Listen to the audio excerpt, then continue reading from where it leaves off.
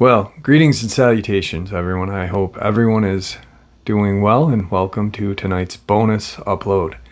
Before we jump into tonight's very informative bonus upload, a couple links I'd like to share. As you know, I rely on Patreon, PayPal, channel membership, and the merch to help the channel to continue to grow and go.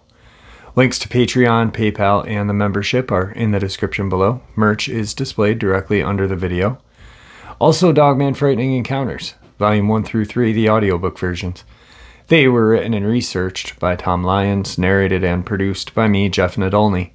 Those audiobooks are available on Audible, Amazon, and iTunes, links to which are also in the description as well. And finally, last but definitely not least, if you'd really like to help support this channel to continue to grow and go, simply subscribe. It does not cost you a cent. Click that like button, takes half a second. If you don't want to miss out on any of the informative uploads I put out daily, click that bell icon, and folks, please leave a comment. Why? Well, because all of these things, they really do help this channel to continue to grow and go. And yes, they honestly do matter. Now, everyone, I have taken far too much of your time. Let's jump into tonight's bonus, shall we? The Vatican is considered to be one of the oldest and most conservative institutions in the world, and therefore we come to consider that the Vatican and extraterrestrials are incompatible.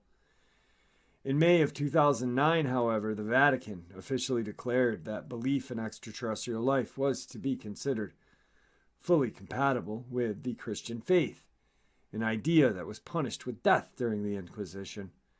In an article published in 2008 in his official newspaper, L'Osservatore Romano, and entitled "The Extraterrestrial is My Brother," Father Jose Gabriel Fuentes, director of the Vatican Observatory, Jesuit Argentine, said that astrology, it is a perfectly respectable science, and that on other planets there may be life. According to Catholic doctrine, all human beings are marked by original sin caused by the rebellion of Adam and Eve against God, and then cast out of Eden.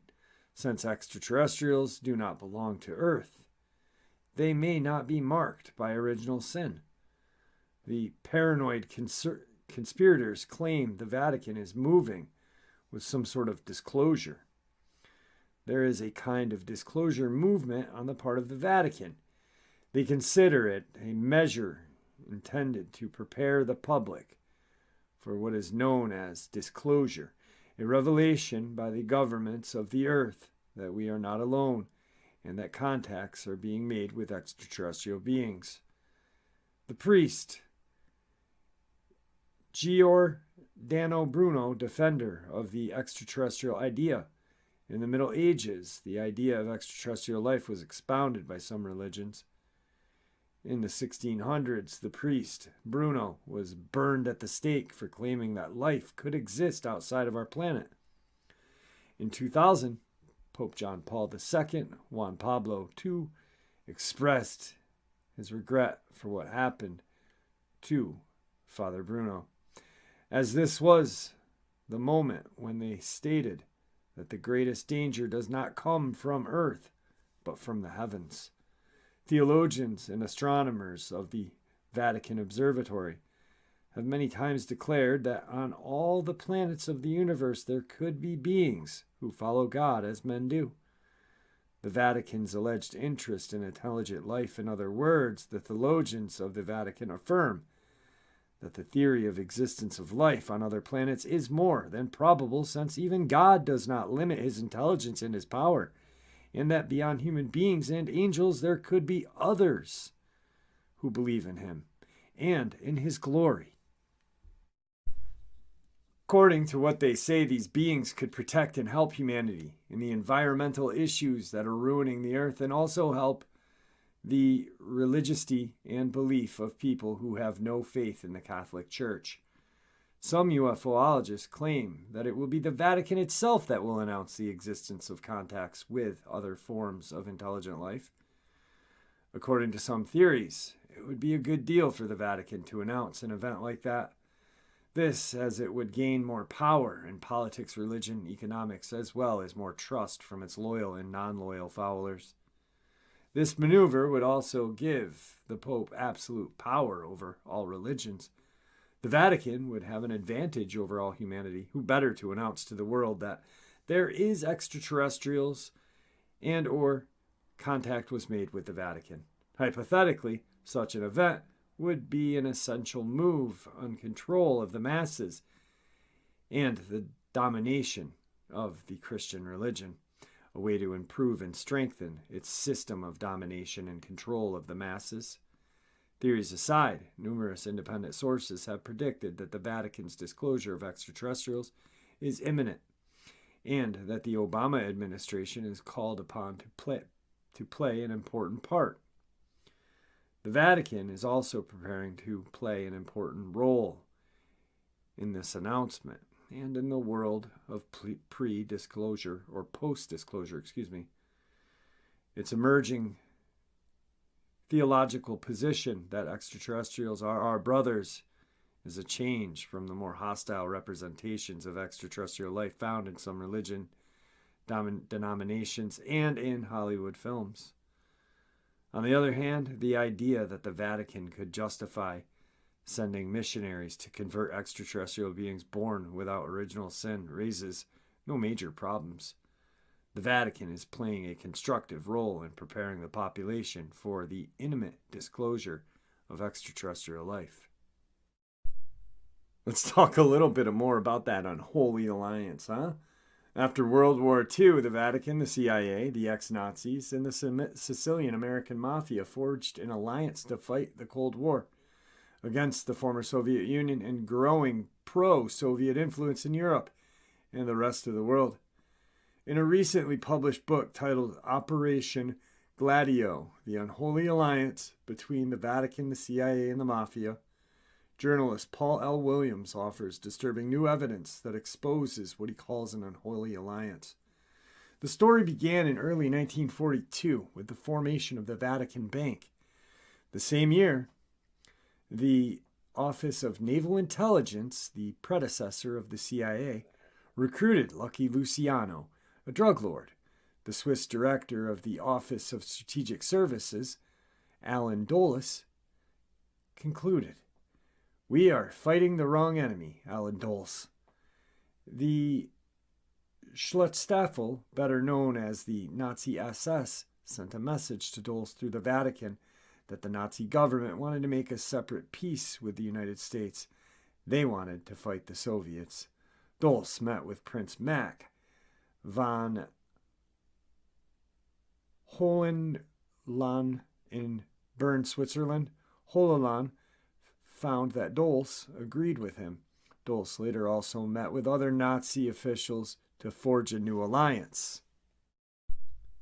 For his part, the chief of special intelligence for the OSS in China, Colonel Paul Helliwell, thought of another unholy alliance between the United States intelligence community and organized crime.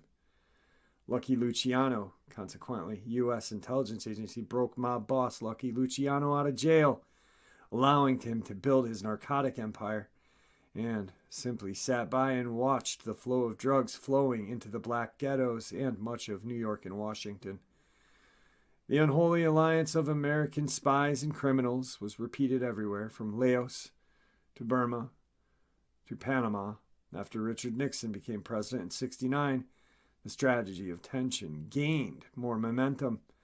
The national advisor Henry Kissinger gave orders to Licio Galli, an Italian fascist agent of Propaganda do P2 Masonic Lodge, to carry out terrorist acts and coup attempts. The United States and the Vatican invested millions of dollars in these operations. Most of the money was raised in questionable ways. The first major attack in Europe took place on December 12, '69, when a bomb exploded in the lobby of the Banca Naziola del Argenteuola in Milan, Italy. 17 people died in the explosion. Within an hour, 3 bombs exploded in Rome. According to official figures, 14,591 acts of politically motivated violence took place between January 1st of 69 and December 31st of 1987. In these terroristic acts, 419 people were killed and 1,181 injured. All these attacks were falsely blamed on far-left anarchists and Marxist groups. A large number of similar terrorist acts were carried out in other European countries between 65 and 81. After a series of foiled assassination attempts on French President Charles de Gaulle, he denounced the Pentagon's secret war and expelled the European headquarters of NATO into your country. In Latin America, the CIA and the Vatican launched Operation Condor, the Latin American version of Operation Gladio. Any government risked attack through this operation if it advocated the nationalism of private industry, radical land reform, and trade policies accepted of Soviet aid, or an anti-American foreign policy. The CIA and the Vatican began Operation Condor in the 70s when Opus Dei garnered support from the Chilean bishops to overthrow of government of President Allende. The Catholic group was working closely with the CIA-funded organizations such as Patria Libertad, which later became the feared Chilean secret police, Kissinger and Pinochet. In 1971, the CIA began shelling out millions of dollars to the Chilean Institute of General Studies, an Opus Dei think tank, for planning the uprising against Allende.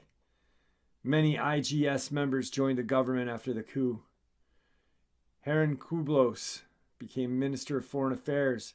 He was the founder of Quapasa, an Opus Dei magazine, and editor of El Mercado, the largest newspaper in Santiago de Chile, which is subsidized by the CIA. In his book, Williams shows that the Vatican was fully involved in Operation Condor. The Pope became fully involved in the purge of left-wing clerics. The leaders of the military junta were devout Catholics. The Vatican didn't abandon General Pinochet, even when he was arrested in Britain for the murders of thousands of Chileans.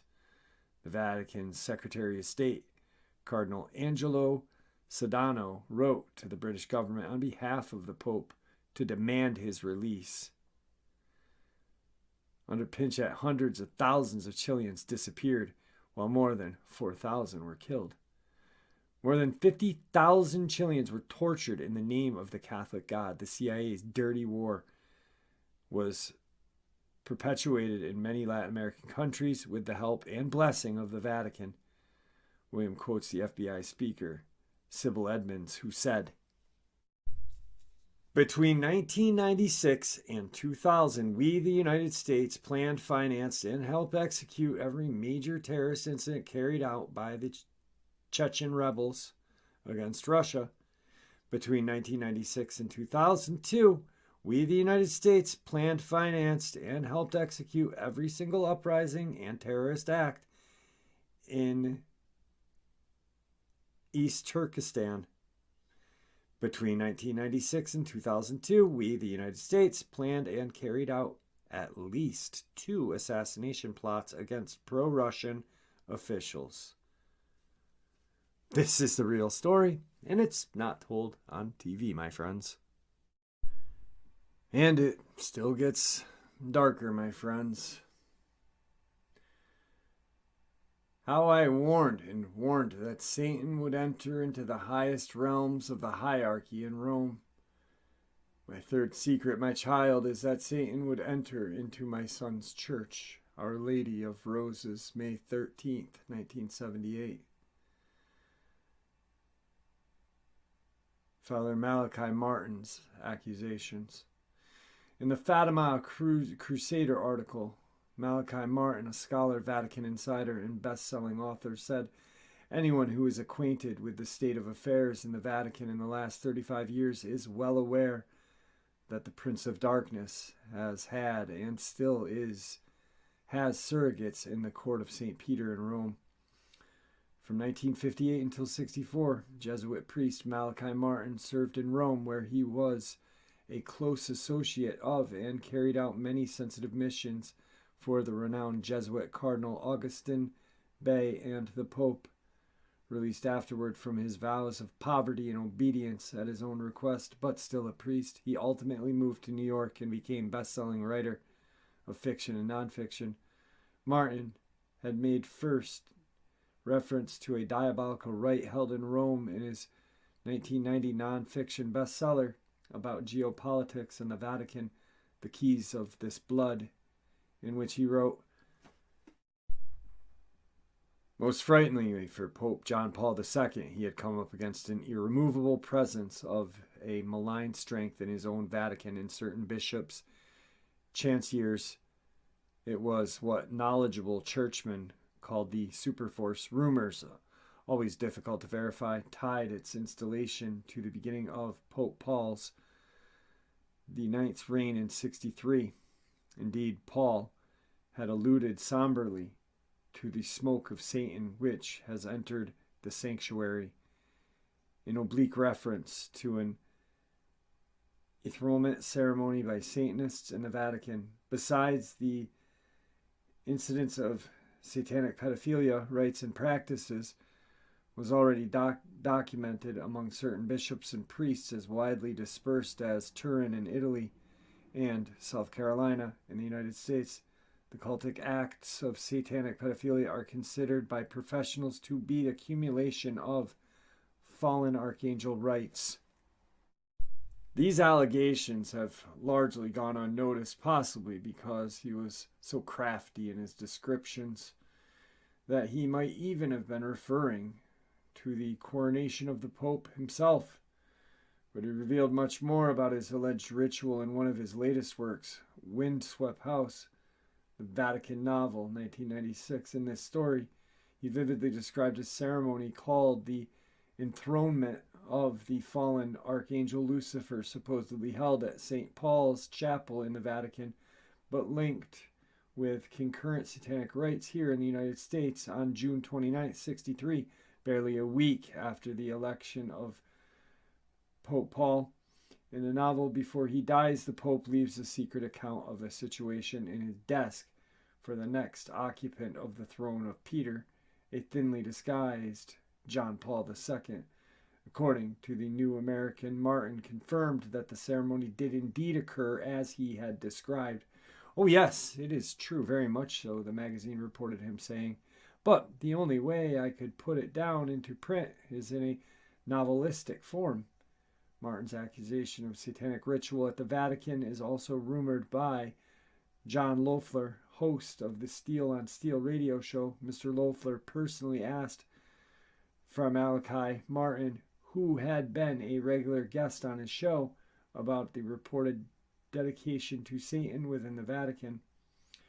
You know, Malachi confirmed the first part of his book, Windswept House. He confirmed the dedication of the Vatican to Satan in a secret ceremony that occurred unknown even to the Pope at the time that he managed to pick it up.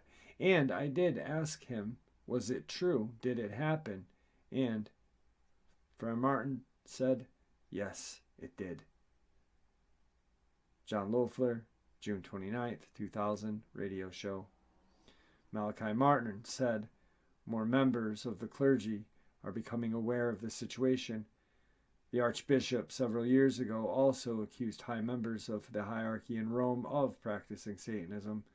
The Italian newspaper Tempo and other major daily papers reported this stunning news.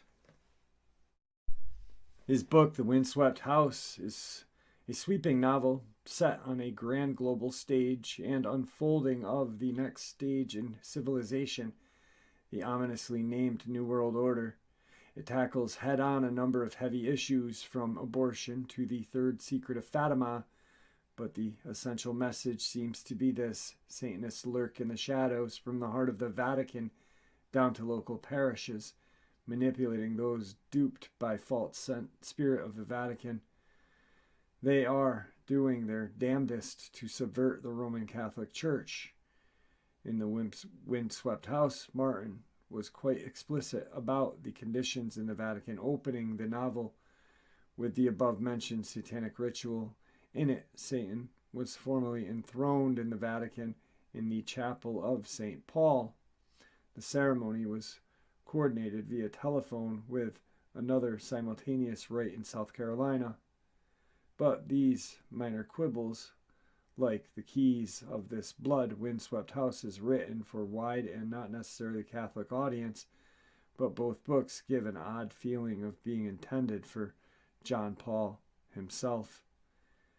It's as if Keys was written to show the Pope that Martin understood what the pontiff was doing in the geopolitical arena and address his concerns for the church's internal situation. Windswept House, however, is much more dramatic and desperate plea to the Pope. Just how bad did Martin judge things to be? Extremely so. Suddenly it became unarguable that now, during the papacy, the Roman Catholic organization carried a permanent presence of clerics who worshipped Satan and liked it, of bishops and priests who sodomized boys and each other, and nuns who performed the black rites of Wicca, and who lived in lesbian relationships every day, including Sunday and holy days. Acts of heresy and blasphemy and outrage and indifference were committed and permitted at holy altars by men who had been called to be priests. Sacrilegious actions and rites were not only performed on Christ's altars, but had the conveyance, or at least the tacit permission, of certain cardinals, archbishops, and bishops. In total number, they were a minority, anything from 1 to 10% of the church personnel. But of that minority, many occupied astoundingly high positions of rank. The facts that brought the Pope to a new level of suffering were mainly two: the systematic organizational links, the network, in other words, that had been established between certain clerical homosexual groups and satanic covens, and an inordinate power and influence of that network. At the time of his passing, July 27th, 1999, Martin was at work on what he said would be his most controversial and important book, Primacy: How the Institution Roman Catholic Church Became a Creature of the New World Order, was to deal with power and papacy. This work was to analyze the revolutionary shift that lies at the heart of what many see as the breakdown of papal power. It was to be the book of predictions about the Vatican and the world in the first decades of the new millennium. Malachi Martin never recanted any of his claims that the scene of Windswept House was based on actual satanic ritual in the Vatican in the first days of the reign of Pope Paul, nor that there exists a general satanic conspiracy within the Roman Catholic Church. And the murder of Pope John Paul. The Blessed Virgin Mary's apparitions in Bayside, New York, stated that Satan has entered into the highest realms of the hierarchy in Rome, would also explain some very dark secrets surrounding the death of Pope John, who mysteriously died of a heart attack slightly over a month after the election. Regarding the alleged heart attack, his niece affirmed, "In my family, almost no one believes it was a heart attack that killed my uncle. He never had heart troubles or any illness of any kind." San Juan Star, October 3rd, 1978. And Pope John Paul's brother, Eduardo, in Australia on the trade mission, reported that the Pope had been given a clean bill of health after a medical examination 3 weeks ago. He was frail in health as an infant and as a young priest, but there were no reports of heart trouble. San Juan Star, October 9th, 1978. In the early age, so untimely a death might have stirred up deep suspicions if this were the time of the Borgias said a young teacher in Rome, there'd be talk that John Paul was poisoned. But the Vatican replied that such allegations were irresponsible. San Juan Star, October 18th, 1978. The fact is, Our Lady's message at Bayside, New York affirmed man has fallen very low, even resorting to murder. We will go back, my child, in history, a short history, and remember well what had happened in Rome to Pope John, who reigned, lasted 33 days. Oh, my child, it is history now, but it is placed in a book that lists the disasters in mankind. He received the horror of martyrdom by drinking from the glass. It was a champagne glass given to him by the now deceased member of the clergy and the Secretariat of State, Cardinal Villatte. Sound incredible? Please note that 1975 ruling from the Vatican ordered that no autopsy could be performed on the Pope. How convenient. What does the Vatican have to fear from an autopsy? Not just Our Lady's message points to foul play. There's a best-selling book by David Yellup that also alleges Pope John Paul was murdered. In God's name, an investigation into the murder of Pope John Paul. All right, guys, I hope you all enjoyed this bonus upload. You know, one place that if someone said, Jeff, where, if possible, you could go for a weekend and spend as much time, do whatever you wanted to do, and just, free reign. I wouldn't be going to some island paradise. I wouldn't be going to wherever. I would be heading to the vaults of the Vatican to just study and learn, read as much as I can, because that place is truly the greatest source of information on this planet. Imagine what they have in those underground catacombs that are guarded by machine gun wielding priests. No, I'm just kidding about the priests, but imagine what the information is that is just, available right there. Of course, you'd need some kind of translator to, I speak a little bit of Latin. That's what I took in high school, but I don't speak Hebrew, but it would just be truly an amazing, wow. And then walking out with that vast knowledge and sharing it with everyone else. But then again, after you left, you'd probably have a target on your head. Anyway, guys, thanks for spending half hour with me enjoying this bonus upload. I truly, truly appreciate it. What I appreciate more is all the support you guys give me. Your support is what makes this channel so special and what continues to make it grow and go. Please, everyone, stay safe, happy, healthy, and ever vigilant. Please keep an eye on the children, the most precious commodity we have in this world. Our pets, our family, and friends. These creatures are real. They are out there. Share a little bit of information that we share here on a daily basis with each other, with those that you love and care about, and it may just save their life someday. God bless you all.